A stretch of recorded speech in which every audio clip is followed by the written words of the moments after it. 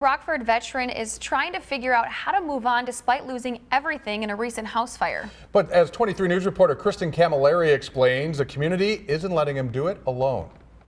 Chad Kay tells me he enlisted in the Army when he was 17 and went to bat for our country overseas. Now fellow vets are going to bat for him at a time when he needs it most. To be honest, it still hasn't completely sunk in. I mean, I couldn't believe it. I was in total shock.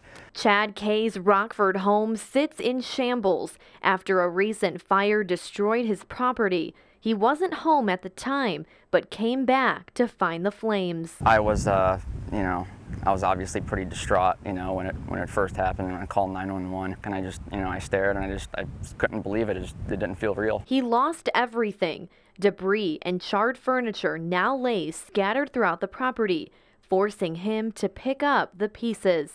I actually still don't know where I go from here.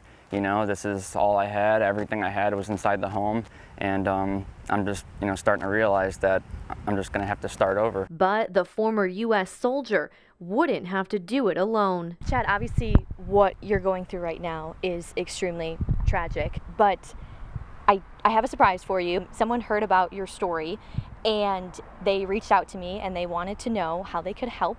And I brought them here today to talk with you more, and they're also a fellow veteran. We got a flag for you, actually, from our quartermaster, Rob. We also have a gift card for Meyer for you. We also have a whole bunch of information. Mike Isham is the chaplain for the VFW in Belvedere, and when he and his fellow vets heard the news, they felt compelled to help. He made a lot of sacrifices, and then this terrible tragedy happened. It's time for the community to come around him like he fought for us. Thank you so much. It means a lot, really. Oh, absolutely, man. Thank you. We got to take care of our own, right? Before this happened, I've always been inclined to help other veterans, and so it was really nice to see them reach out and show concern at a time like this. The cause of the fire is still under investigation, and Chad is staying with family in the meantime. There is a GoFundMe set up to help with expenses, and we'll have a link on our website.